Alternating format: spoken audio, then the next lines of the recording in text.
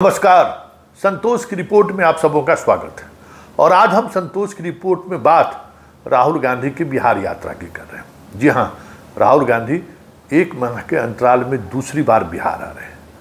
और बात करें बिहार की राजनीति को लेकर, राहुल का ये तीसरा अटेम्प्ट कह सकते हैं।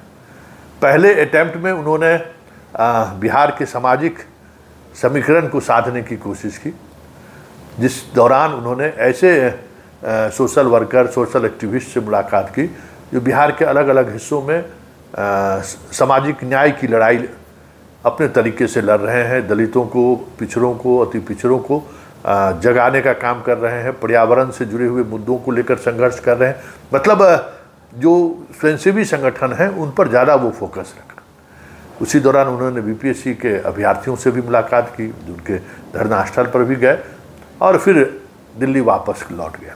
लेकिन वापसी के बाद जिस तरीके से उन्होंने बिहार के उस समीकरण पर चोट किया, जिस समीकरण के सहारे नीतीश 2005 से लगातार बिहार की सत्ता की चाबी अपने पास में रखे हुए हैं, वही समीकरण महादलित, पिछड़ा और पसमानदा मुसलमान। राहुल ने पटना से दिल्ली पहुंचते ही एक सप्ताह के अंतराल के अंदर, 10 दिनों के अंदर ही उस समीकरण को साधने की कोशिश की। दशरथ मांझी के बेटे को उन्होंने शामिल किया महादलित, अली अनवर को शामिल किया पसमानदा मुसलमान, उसी तरह के प्रभाकर को शामिल किया उन्होंने अति पिछड़ा समाज से। मतलब 3 बड़े मतलब कह सकते हैं कि चेहरे तो बड़े चेहरे तो हैं ही, मतलब वोट के आधार पर भी इसका एक अपना अलग महत्व है। ये सारे लोग पार्टी में शामिल हुए। अब दूसरी बार आ रहे हैं, वो भी एक महादलित के जयंती समारोह के मौके पर। जगलाल चौधरी जो अलग तरीके की सियासत करने के रूप में उनकी पहचान है, शख्सियत रही है। वो आज़ादी के आंदोलन में मेडिकल की पढ़ाई छोड़कर वो कूदे थे। और वही व्यक्ति है जिन्होंने बिहार में पहली बार शराबबंदी लागू करने का ऐलान किया था, शराबबंदी कानून लागू भी किया था। वो दलित समाज से आते हैं, उनके जयंती में राहुल आ रहे हैं। मतलब राहुल बिहार को लेकर चाहते क्या? क्या दिल्ली की तरह बिहार में भी अब वो अकेले चुनाव लड़ने का मूड बना लिया है? बड़ा सवाल है। क्योंकि आज अखिलेश का बयान भी कुछ ऐसा ही आया है। और अखिलेश ने अपने बयान में तो संकेत साफ दे दिया है कि हम हमारे सहयोगी आरजेडी हैं, हम उनके सहयोगी हैं। इस बात को वो समझें, हमें कोई दबा नहीं सकता है। मतलब इस बार राहुल बिहार में भी आर पार के मूड में है, ये साफ संकेत दिख रहा है। भले ही वो लालू यादव के घर पे जाएं, उनका गौशाला देखें, उनके परिवार के लोगों से भेंट करें, भूजा खाएं, मटर खाएं, लेकिन सियासी तौर पर दूरी बनाते हुए दिख रहा है। ऐसा आज अखिलेश के बयान से भी लग रहा है। वहीं आज बीजेपी और जदयू ने भी राहुल की यात्रा को लेकर टिप्पणी कर डाली है। जरा उनकी टिप्पणी को भी सुनिए। विजय चौधरी ने तो राहुल गांधी के आईक्यू पर ही सवाल खड़ा किया, जातीय गणना के हवाले पर। और बीजेपी ने तो अलग तरीके से, मतलब सबसे ज़्यादा तो बीजेपी की बेचैनी देखने वाली है। बीजेपी तो परेशान लग रहा है, इस तरीके से परेशान है बीजेपी, सोचा भी नहीं जा सकता था। तो पहले ज़रा बीजेपी के प्रवक्ता और बीजेपी के प्रदेश अध्यक्ष क्या कर रहे हैं, जरा वो सुन लीजिए, तब हम इस सियासत पर चर्चा करेंगे। जी का अपना राजनीतिक दौरा है, लेकिन जिस तरह से कांग्रेस पार्टी के वरिष्ठ नेता और विधानसभा में भी नेता हैं शकील अहमद खान साहब, कल उनके बेटे का दुखद और दर्दनाक मौत हो गया है।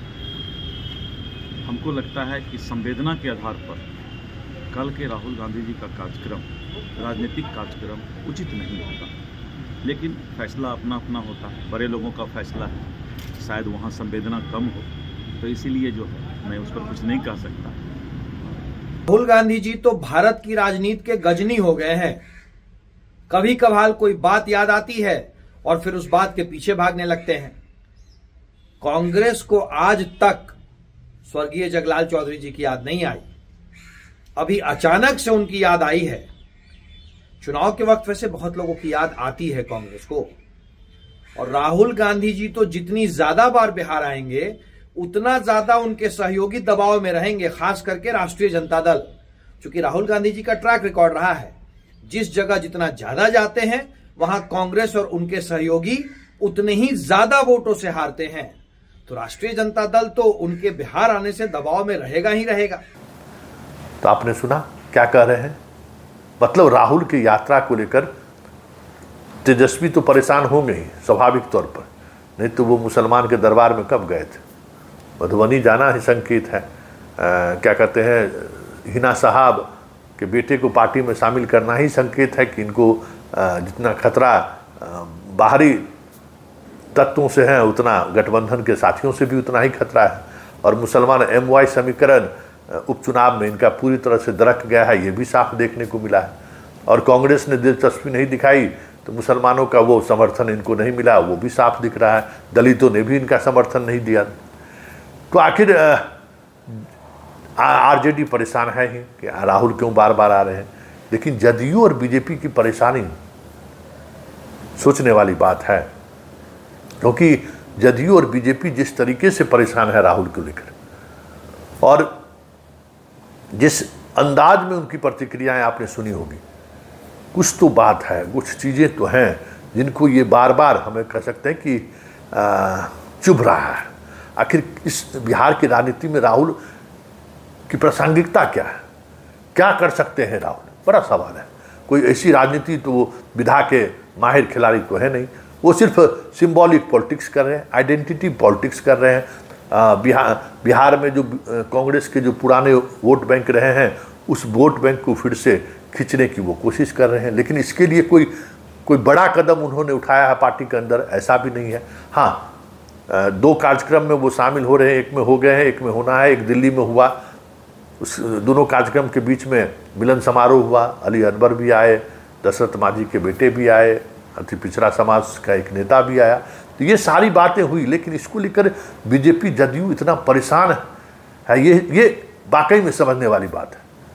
तो समझदार लोग यही समझ रहे हैं कि राहुल से परेशानी इस बात को लेकर है कि अगर राहुल ये इमेज बिहार में बनाने में कामयाब हो गए कि सरकार बनी, तो इस बार सरकार बनी तो तेजस्वी की नहीं, संयुक्त रूप से सभी घटक दलों के अनुसार सरकार चलेगी। तेजस्वी और लालू परिवार की मनमानी नहीं चलेगी। अगर ये राहुल साबित करने में कामयाब हो गए तो फिर बड़ा खेला हो सकता है, इसमें कोई दो मत नहीं है। इस बात को बीजेपी भी समझने लगी है और जदयू भी समझने लगा है कि नीतीश जिस तरीके से, जिस मानसिक पीड़ा के दौर से या जिस मानसिक हालात से नीतीश गुजर रहे हैं, वो उनका वोटर कांग्रेस के साथ सहजता के साथ कह सकते हैं कि वोट कर सकता है। आरजेडी में करने में उनको दिक्कत है, लेकिन कांग्रेस को वो कर सकता है, क्योंकि पार्लियामेंट के इलेक्शन में जिस तरीके से उन्होंने सासाराम की सीट जीती है, सासाराम की सीट की जीत संकेत है कि सवर्णों ने उनको स्वीकार किया है और दलितों ने हाथों हाथ लिया है और मुसलमानों ने दिल खोल कर वोट किया है। मतलब जो समीकरण रहे हैं कांग्रेस के, जिसके सहारे वो सत्ता में दशकों तक काबिज रहे, सवर्ण, दलित और मुसलमान, वो समीकरण उन्होंने सासाराम में, किसी ने सोचा भी नहीं होगा, लेकिन सासाराम में उसने साध कर दिखा दिया है।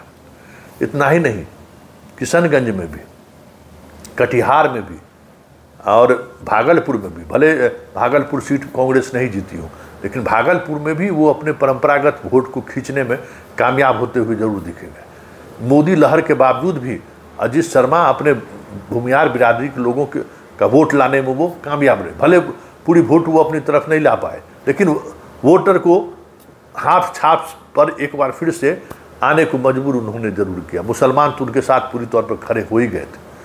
तो ये 2, 3, 4, 5 कंस्टिट्यूंसीज में जो संकेत सामने आए, वो संकेत कहीं न कहीं राहुल को उत्साहित किया है। और राहुल हाल के दिनों में बिहार में एक सर्वे भी कराई है, जिस सर्वे में इस बात को तस्दीक मिली है, मतलब मोहर लगा है कि वो अगर आरजेडी के साथ रहते भी हैं, लेकिन आरजेडी का जो एक छाप है जंगल राज का, अगर उसको यह भरोसा दिलाने में जनता को कामयाब हो गए कि नहीं, सरकार में भले तेजस्वी के नेतृत्व में बनेगी, लेकिन तेजस्वी की ही नहीं चलेगी। वैसे ही जैसे नीतीश के साथ भले ही बीजेपी रहे, लेकिन बीजेपी की चलती नहीं है। आरजेडी के साथ भले ही नीतीश रहे, लेकिन आरजेडी की पूरी तौर पर चलती नहीं है। ये ये कहीं न कहीं सर्वे में भी ये बातें आई हैं कि अगर कांग्रेस ये इमेज बनाने में कामयाब हो गई कि हम चुनाव भले ही आरजेडी के साथ लड़ रहे हैं, लेकिन हम अपने इंडिपेंडेंट वजूद को बनाए रखना चाहते हैं और अब हम इंडिपेंडेंट अपने वजूद के साथ बिहार की राजनीति साधना चाहते हैं। अगर यही इमेज राहुल की यात्रा के सहारे अगर लोगों तक पहुंचनी शुरू हो गई तो यही संकट है बीजेपी के लिए भी और यही संकट है जदयू के लिए भी। आज जो प्रतिक्रियाएं विजय चौधरी का और जायसवाल की जो प्रतिक्रिया आई है, उस प्रतिक्रिया के पीछे बड़ी वजह यही है कि कांग्रेस अगर वापसी करता है तो सिर्फ आरजेडी को ही नुकसान नहीं होगा, बीजेपी और जदयू को भी नुकसान होगा। इसलिए तीनों पार्टियां कहीं न कहीं राहुल के बिहार की यात्रा को लेकर सहज नहीं है।